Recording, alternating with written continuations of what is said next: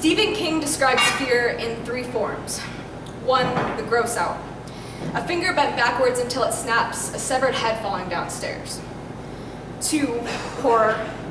Horror is the unnatural. Spiders the size of bears, the monster that snatches you by your toes when you fall asleep. 3, terror. Terror is much different, unsettling. It is the feeling of breath on your neck, only to turn around and realize that there's nothing there. It is coming home to find that everything you own was replaced with an exact copy. On the morning of January, Friday the 13th, I made blueberry pancakes and asked the most terrific person I know to be mine. The first time he called me, his voice reverberated in my eardrums and melted into the core of my chest. Last week, I woke up to the feeling of him brushing his fingers through my hair. I thought for a second he visited me by surprise.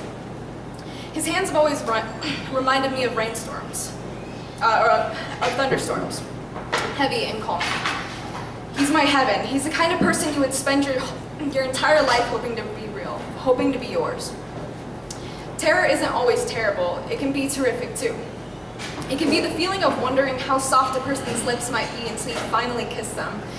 I remember days where all I could think about was wondering what it felt like to kiss him. And when I kissed him, I wondered what it felt like to love him. But loving someone who lives 1,000 miles away from you starts to feel like mourning over the loss of someone still very much alive.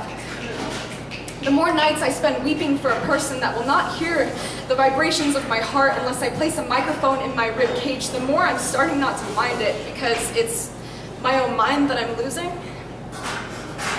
You don't realize how much you appreciate a handwritten letter until your modern day conversations look like lines of Times New Roman soldiers, their uniforms crisp, clean cut, and black. My fingertips conducting their arrangement at my glowing podium at 0:30 in the morning. I'm tired, but they never are.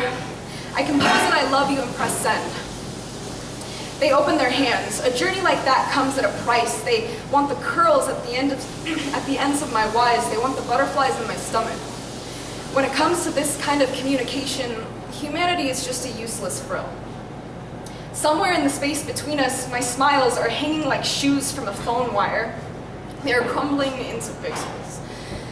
I can feel he calls me. I can feel the disappointment breathing down my neck. I turn around.